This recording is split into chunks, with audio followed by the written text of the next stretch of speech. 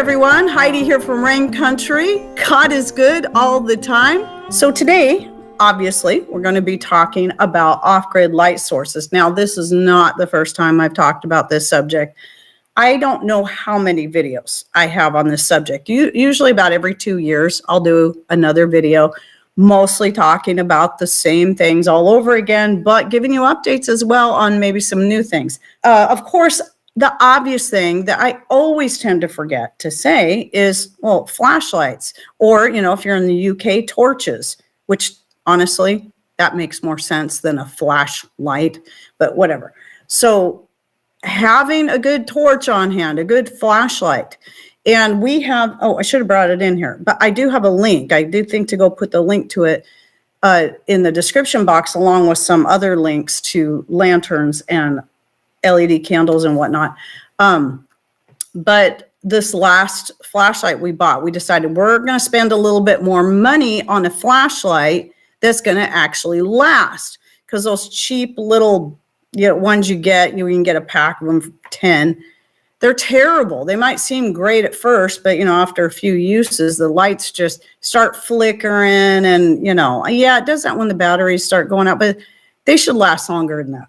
So this flashlight is definitely more expensive. In fact, when I went to gather a link to put it in the description box, it's more expensive than what we paid for it. I think it's gone up $30 from what we paid. So, because I think we paid about, maybe they were 110. So maybe it's gone up $20. And I decided to get another one because that one, I like it so much. It's great.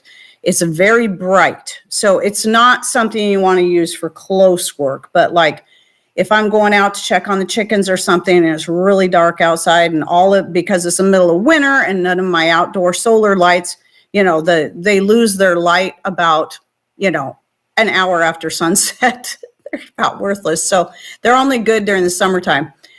I've got that nice bright flashlight and I can see whatever I need to see heading out there. So, and then there's headlamps is another one. I don't prefer headlamps. I know they're great because they give you hands-free. I am just not one that really likes wearing much on my head. But headlamps are definitely a good thing to have on hand. I do keep one in my bug out bag because if you got your hands full, you got to do stuff with your hands. You need to be able to always have that light pointed to where you're looking. A headlamp is obviously going to be a great thing to have. So mostly for off-grid lighting, though, I'm looking at things that are, when the power goes out, you just have something that you could either use as night light, so you can, in various rooms, just enough where you can see to get through the room without, tripping and falling on stuff or smacking into walls. But also things, obviously, that you can use for when you need brighter lights. So starting off with the non-open flame kind of lights, the LED is going to be the best you can go. Yes, I understand the issues of LED lights on your eyes, but light is a light when you need it. So one of the newer ones I got, which I also linked to a set of these down below. I can't remember how long ago I got these, because I started off with those little stick-on puck lights, some of the very first ones they came out with, which I linked to a set below, but they're not the ones I have. I'm hoping they're better than the ones I have. I still use those, but they don't put out a ton of light. They're just enough to get you around. But this one here, I took off the wall right over here. Now this room that I'm sitting in, if you're new, you might not realize this is my old dance and martial arts studio. And I think the square footage just of this room is 1,100 square feet. I think. So it's a pretty good sized room. And so when we have a power outage, this switch light, I keep it right next to the door over here.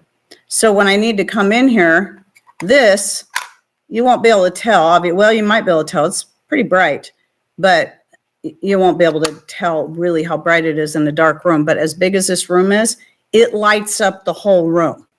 And I can see everywhere in this room I need to see, except for now that I got the sewing room and I have to go around it. That wouldn't give me enough light to go around that. But normally during a power outage, I'm not needing to go back there when it's dark. But yeah, these are handy for more of an emergency thing where you can put them on a wall. You can either, they give you usually a way that you can put bolts in the wall. And that's the way, yeah, that's the way I have this one. But then they also give you the stick option or the Velcro option. Just one AAA battery is all it takes. And it puts out a lot of light. So I've got one of those in this room, one in my pantry room, because it can be so dark in there that I've got it hung as high as I can where I can still reach it. And that gives me enough light to be able to get in there and see without having to carry a flashlight. I think I have one in each bathroom maybe, but they don't really get used in there because they're so bright. The bathrooms aren't that big. Usually what I do for the bathrooms is I'll use a light like this. These are the little LED candles now, or, votive candles. So, and they last quite a while. They're not super bright, but they're bright enough to use as a night light. They're perfect for setting in a small room, in a bedroom, the bathroom, and it's enough to see by in the middle of the night when the power's out. So, a kid's room, this would be a good thing. And you don't have to, it's safe because it's flameless. It's just LED. And these last probably about 10 times longer. I'm guessing maybe longer than that, than a wax votive. And they're less than half the price of wax votives. Yet they're going to last a lot longer. And then if you decide to buy a pack of the batteries, which I can't remember what they are. I talked about these in another video. CR2032 is the battery, and you can buy like a massive pack of these for really cheap. But for as cheap as those are, you could even just throw the candles away when the batteries are gone and just buy more. I have several sets of those on hand. Another one that works good, Patrick actually made this little wooden stand, and you just twist them to turn them on, but he put that in there so I'd have something to put in where it didn't keep falling over. Because the only thing I have a problem with, and these are the same ones I have back right there. You can see them back there in the candelabra back here on the counter. And they don't always fit real well in all candelabras or candlesticks. And so they tend to fall out quite a bit. So that's why Patrick did this. It's actually glued in there, so it's not going anywhere. And I can just twist it. Now it's a very pale light. Again, it's a good one for a night light, but we use these a lot more than that because I keep some on this big dining table I have here. But like string lights right here, these are all LED. Now these particular ones are not run off solar. I could if I needed to, but I would have to plug them into an extension cord and then take them out to the hallway out here where our solar outlet is for this area. But the ones in my kitchen, dining room, the real dining room, and my living room, most of the year are all running off of our solar power. So the nice thing about those is they use so little solar power that even in the winter, typically I can use those. But we get very little charge on our batteries in the deadest part of winter where we're getting also tons of rain. So even when it is daytime, it's so cloudy, we don't get a lot, we don't get a lot of collection. But that brings me to the next one, and that is the solar lights that, you can set outside and charge them. And I don't always think to mention them, and I'll explain why, even though I have some. Okay, I have some in my garden. I love having my solar lights. But for us to use those as an off-grid option, it's kind of pointless here. But if you live in a place that gets plenty of sun all year round where it can get a good charge through the day, then yes, it is a great option. You just set them outside, let them collect sun, and then when it gets dark, you bring them inside and set them wherever you need to.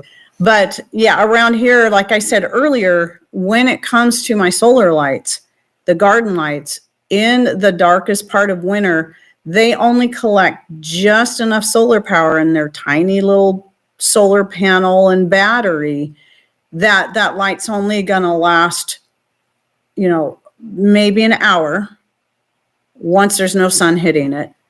It obviously is going to depend on the time of the year. Well, if it's getting dark, if it's dark at 4:30 or 5 and it's only lasting an hour and you're not going to bed until 8 or 9, well, obviously that's not the best solution. So, but every single light source or type of light you choose is going to have some kind of issue. And it doesn't matter what it is, there's not one method that's going to be better than all of the above. What do I always say, people? You're probably getting tired of hearing it. It's what is best for you and what works for you in your situation. So like somebody did bring up when they saw the announcement for this, it's like, make sure you talk about safe lights for pets, cats especially, knocking stuff down, and kids. Well, this is why I do like having a lot of LED lights, especially now that I have grandbabies running around. So one of my other favorites is this one. It looks like a standard gas lantern. I did put a link to it down below. I have several of these. I love these. They are rechargeable. That was one of the biggest things for me, was making sure I had something I could recharge. And it has an adjustable brightness to it, which that makes it really nice too. This is something, I actually have 2 of them on this table along with the little LED candles, and I'll light those up when we're having dinner in here. But these are also, to me, have been really good light sources for around the house when the power's out. And so I do use these quite a bit. And this particular one, I think only comes in this color, but I love this color. I think that's it for the LED lights I have. I did mention the puck lights. Puck lights are great for putting in inside cabinets. Like I do keep one in this. I have this massive cabinet when Patrick built my lower kitchen cabinets, and he made this massive corner cabinet. And we went back and forth. Do we want a Lazy Susan in there? What do we want in there? I said, no, let's just leave it open. If I have to climb in there, I got to climb in there. But it is such a big area that the light from above doesn't always get in there. So that puck light, power outage or not, is handy, because if I need to see back in the far corner, I just tap that puck light and then I can see. So the puck lights have a lot of uses. But like I said, I hope the ones I have out now are a little better than the ones I bought, because they were like some of the very first ones they came out with years ago. So now let's talk about the flame type. And I have here, it's still pretty dusty, but these are my favorites for inside. I have a bunch of these. These are the Feuerhand. They're made in Germany. I'm sure you can tell by the name. And I have a link to these down below. And so these are oil lanterns. And just like my oil lamps that you'll see back here, like I said earlier, which way am I going? This one here, I picked up at a garage sale. And then this one over here was a gift, was one of our wedding gifts. So it was our very first oil lamp. It's been a great oil lamp. And I have several more. I have in here, just in this room alone, I've got 2 black ones like this hanging in here that I had put up there when I was still teaching dance, so that when I had power outage, I could go light those. And then I had various candles and whatnot around here that I could light when we have power outage in the middle of my classes, which did happen. And then I have another one out in my hall, and then this one and another one like it in my living room. And so we just use plant hooks. I really like the Feuerhand lanterns, but they're not cheap. I put the Amazon link to these down below. And the reason I put the Amazon link this time is it looks like for the most part, they're a little bit less expensive there. I bought a lot of mine from vermontlanterns.com. And a lot of times you can find like a scratch or dent ones. So some of the ones I got are scratch and dent. I don't know if they're still doing that, and you can get $10 off, but I noticed they're more expensive now than they were when I originally bought mine. But the link I put on Amazon has quite a few more colors. Like they have a sage green. I'm like, ooh, that's pretty. And they have, I don't care about pink, but they have 2 different shades of pink. They have like a hot pink and a baby pink, but so that might appeal to someone. I don't know. Not a pink person. The oil that I use, because I know people are always going to ask that. Now, there's varying degrees of oil. Kerosene is a natural oil. However, you really got to have good ventilation. People are more apt to get headaches and get nauseous off of breathing kerosene. I know that it does affect Patrick and I. I don't mind the smell of kerosene. But when I've got that burning, it starts to make us both feel a little sick. So what we ended up switching to was clean heat. And it's a little more expensive than kerosene, but it doesn't have as strong of a smell, and it doesn't bother me. It doesn't make me sick at all. You can still smell it. Some people say it's completely odor-free. It's not. It still has a subtle smell, but it's not near as strong as kerosene.